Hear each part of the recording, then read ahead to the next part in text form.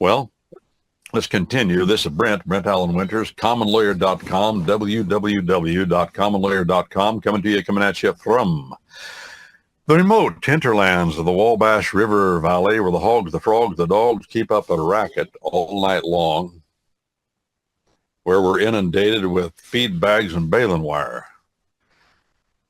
Here we are. We're talking about something important, even though we're not from a very important place. We're talking about something important, of exceeding importance. One of the two volumes that God has bequeathed upon us as Americans, different than any other nation in the world except the 4 other major common law countries. Really all it is, the common law is Britain and her colonies and former colonies. We are one of those former colonies. What's the greatest gift that God has given to us as a people? What is the greatest gift that God has given to us as a people? The laws of nature's God, the Bible, written. What is the second greatest gift that God has given to us as a people?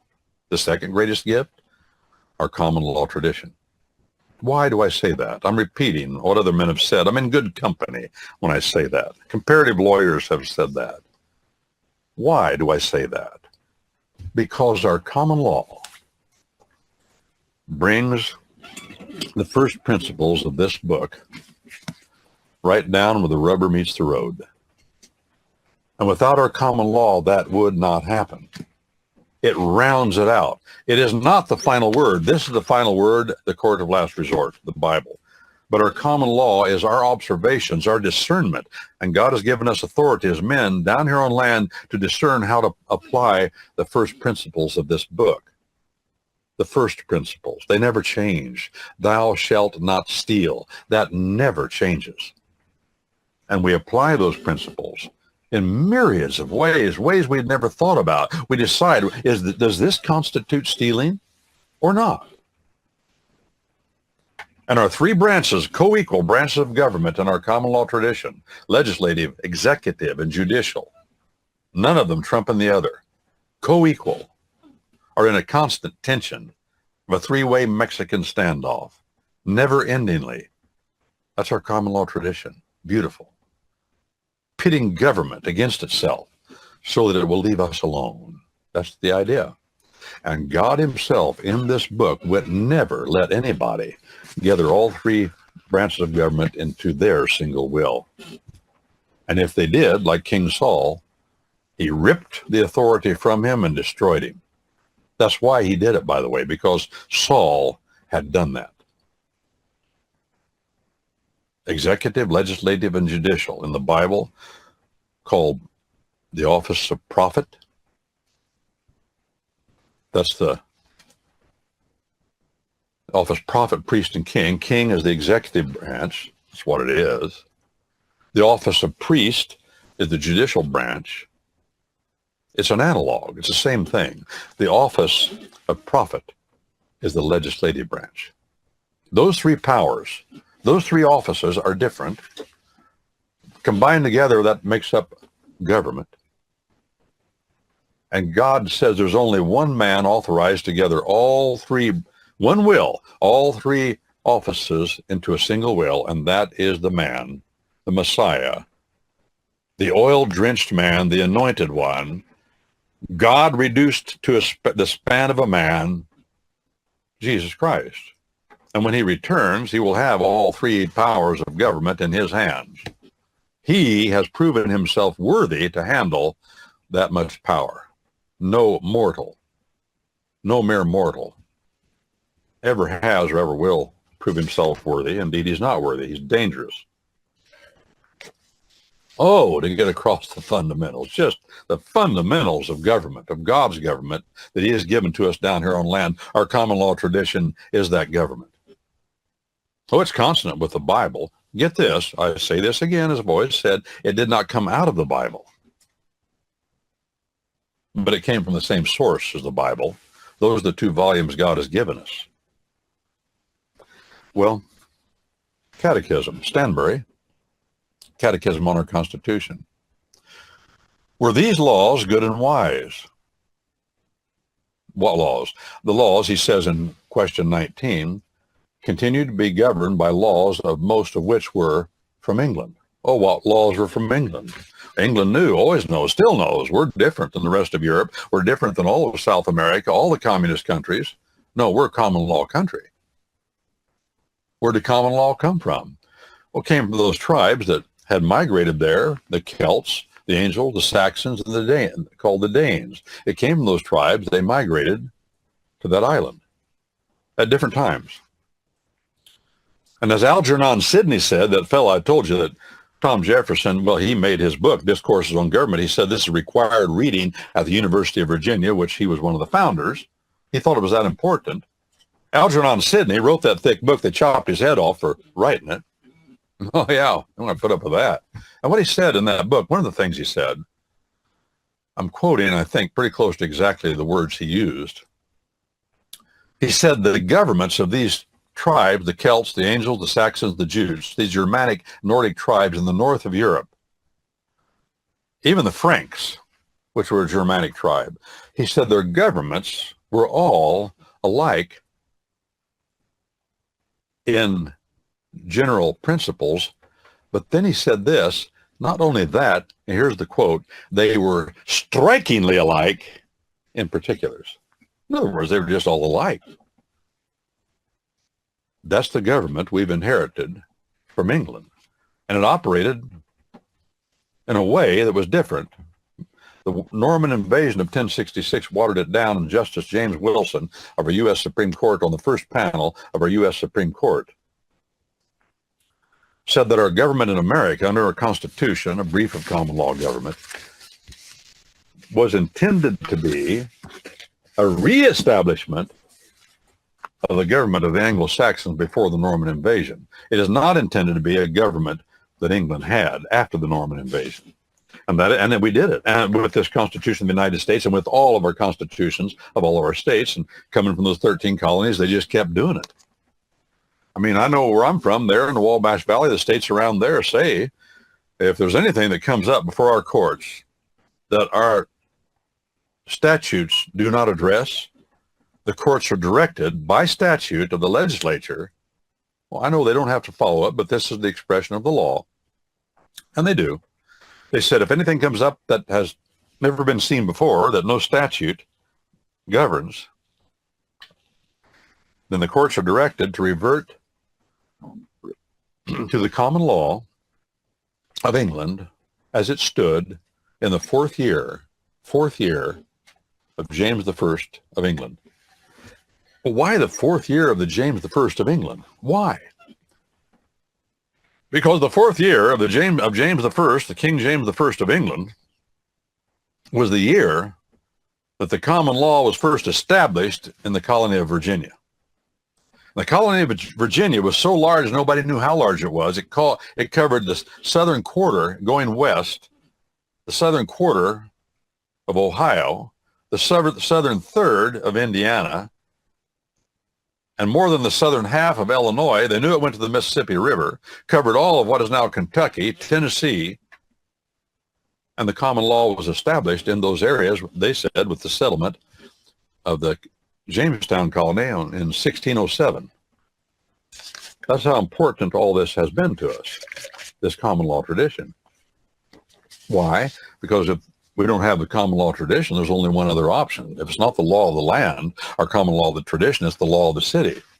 And if it's the law of the city, you don't get a jury trial. You don't have the right to remain silent. You don't have the right to keep and bear arms. You don't have the right to our common law. What is our common law? It is due process, the process that is due and owing to all concerned. Well, trying to stress the big things here. Well, were these laws good and wise, this common law tradition, a Christian tradition? Answer, many of them were good and wise, and for a time the colonies were perhaps better off than if they had entirely governed themselves. Because though Great Britain did rule them, see, there's that feminine, that vestige of the French tongue, she also gave them protection by her navy and did many things for their advantage. But afterwards were very unwise and unjust laws were made, and such as threatened to destroy all liberty, all freedom in the colonies. Is that true? Yeah, that's substantially true. I agree with him. What happened? Well, the colonies were established under charters given from the Crown of England. You have this much land and you are allowed to have legislation, whatever the charter says. You can govern yourself. That's really what the charter said to the colonies. Well, we're letting you over there. You can govern yourself, but you're still part of England. But you can govern yourself, have your own legislatures, make your own laws, have your own governors, have your own courts. But all of those courts, legislatures, and governors of the colonies are still part of this monolith called England. They said, okay, that's fine. And boy, they took off like gangbusters. And England left them alone. Why? Because the kings of England at that time, during that period of time before we separated, were George the First. His son, George the Second, was next. And his grandson, George the First grandson, George the Third. George the Third was king when we were having this war with England. And he stayed king for a long time after that in England. Now, these three kings, George the First, George the Second, and George the Third, were not English. They were not English. George the First and George the Second weren't even born in England. They couldn't even speak English. Amazing, isn't it? They spoke German. They spoke German and spent most of their time in Germany. They were German princes appointed as king of England. Why? And George the Third, he also. Now, George the Third did hang out in England a lot more. He kind of got, and he spoke English and got acclimated to being an Englishman. But why were they kings? Because they were having a hard time and they were not going to put up with a king that was a Romanist, that adhered to the Roman Church and the Pope, as they called them popelings. The Roman priesthood, they wanted none of that. They'd had more than the murder and the killing and the confusion and destroying their common law tradition, their liberties. They said no more. And of course, the Jesuits had formed a school in the Netherlands, I think it was, or Belgium, somewhere over there, to infiltrate England. They took their priests, they sent them to England, and they would pose as merchantmen, professors, judges. They would even pose as husbands, having families. They were snakes in the grass, and they were trying to subvert the country of England and did a lot of damage. And they finally got caught. And of course, you remember the story about Guy Fawkes' Day. They were Romanist Englishmen. They were adhered to the Roman Church.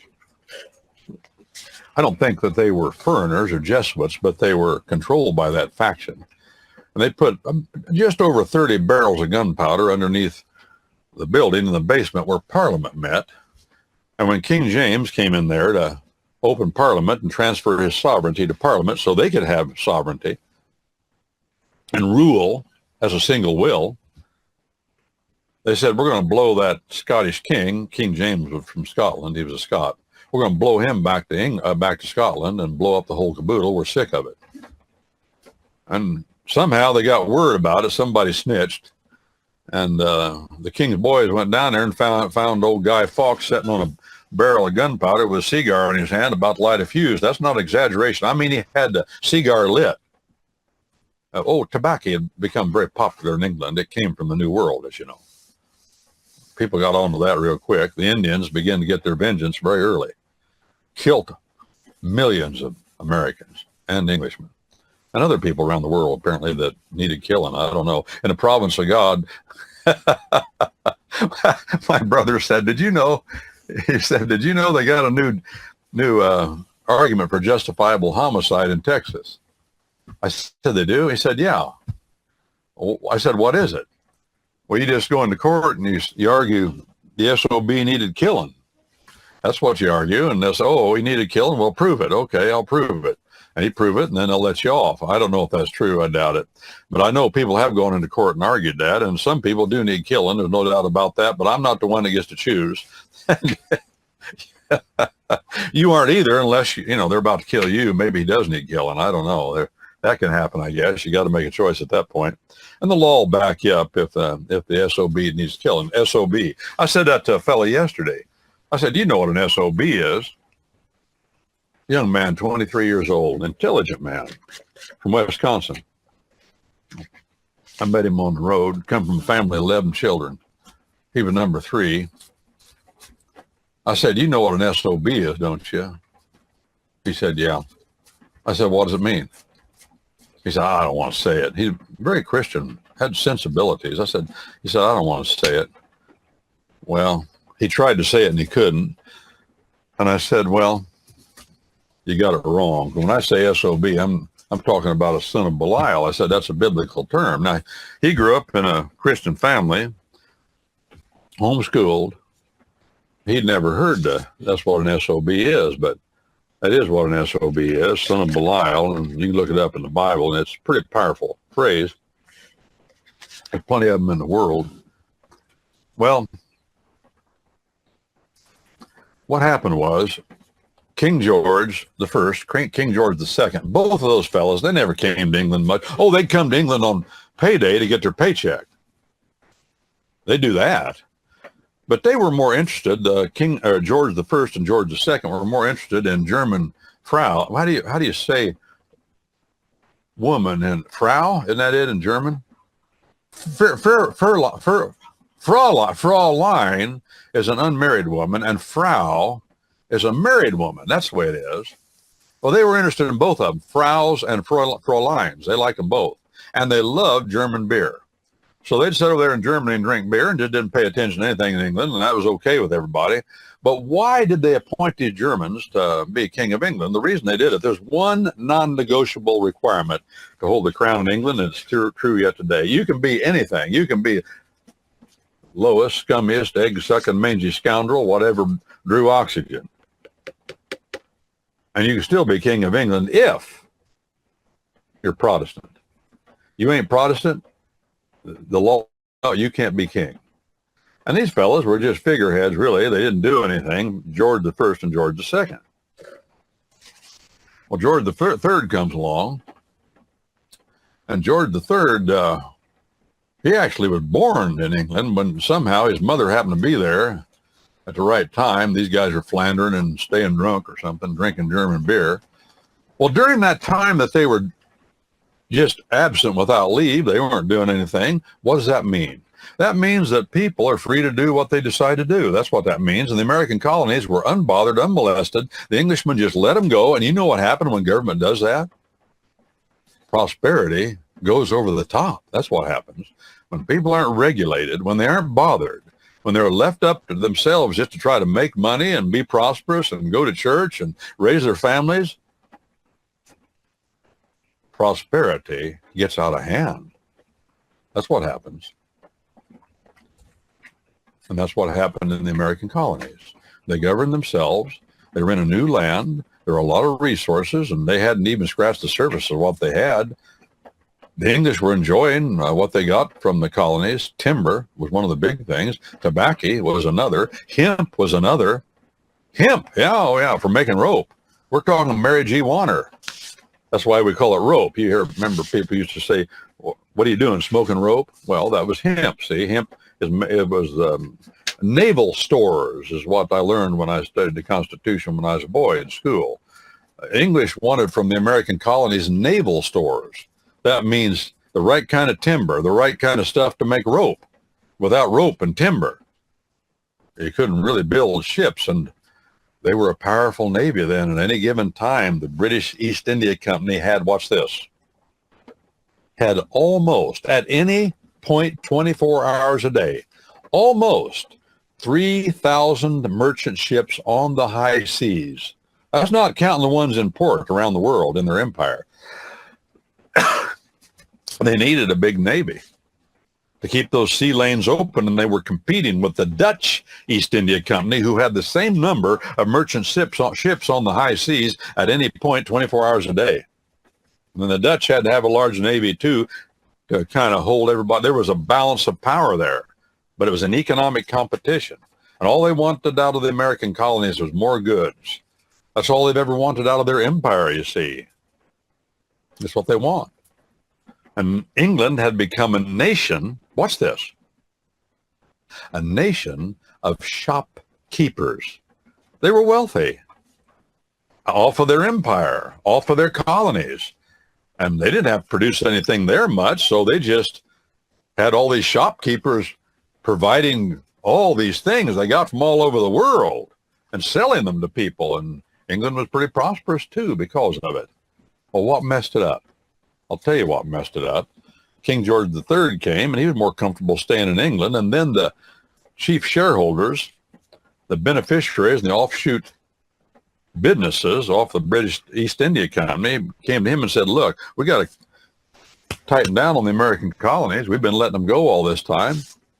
They've started trading with other people besides the British East India Company. They're even trading with the Dutch. We can't have that. They said, well, but what makes you say that? Well, they have the idea in America that if we leave them alone, they'll be prosperous, but they're taking advantage of us at this point. They're enjoying more prosperity than us. Their houses are bigger and more beautiful. Their towns are more orderly and prosperous and clean. Their farms are productive. Their mines, their furs that are coming out of the Adirondacks and out of the Ohio Valley. And they're not reporting everything they're getting to us. They're tax cheats. They're smuggling more goods into America and not getting taxed than are going out, that are being taxed. And that was true. So George III said, okay, he was a beneficiary of all that too. By the way, he was a nice man, had about 10 or 12 children, and his chief, the most important thing in his life, outside of being king, was raising a beautiful garden. He was the biggest agricultural proponent of progressive agriculture that England had ever known. All that was good, nice guy. But he started listening to the greedy SOBs, these sons of Belial in Parliament. And they were playing the politics of envy. Envy. Nothing new, is it? Politics of envy. They're rich and we aren't. So they hyped all the English people up so they could raise an army, go over and kill these Americans. That's exactly what they did. And George, being a German prince, now this is the way the world works. A German prince, therefore he had control of all these people in Germany, all these men he could conscript in the military service called Hessians. So as he put on his hat as a German prince, conscript all these Hessians into service, and rented them to himself as King of England. You talk about corporate shenanigans. That's a corporate shenanigan. I will get a lot of money as a prince of Germany from the taxpayers in England by renting these troops to England to send them to America to slaughter Americans who are taking advantage of us. That's what happened. That's how the ugliness gets. People start abusing things. That's why the corporate world is dangerous. Yes, it's false, and that was a corporate move. See, well, I'm not a prince. Well, I'm in England. I'm not a prince of Germany. That's a different guy. So I can rent these troops to myself. Did you know it's against the law, common law? It doesn't against the law. It's an impossibility to make a contract with yourself, to buy something, to rent something. It's impossible. The courts will throw you out if you try to say, well, I'm mad at myself because I made a contract with myself and I contracted to paint my house for $500. I painted the house and I didn't pay myself. And I want the court to force me to pay myself. I'll present the evidence. Here's the contract. I signed it, and I signed it as this guy over here. And they look at you like you had a screw loose. You got bats in the belfry, ants in the attic. About 2 bricks shy of a load. They throw your carcass out of court quick as you walked in. No jurisdiction because it's not possible to make a deal with yourself. I know some of you talk to yourselves. Nothing wrong with that. Nothing wrong with that at all. Were these laws good and wise? Yes, they were, but after that, England began to abuse America. This is Brent Allen Winters, commonlawyer.com, www.commonlawyer.com. This is a Common Lawyer Comments concerning our common law, more particularly that great stepping stone in the history of our common law called our Constitution of the United States.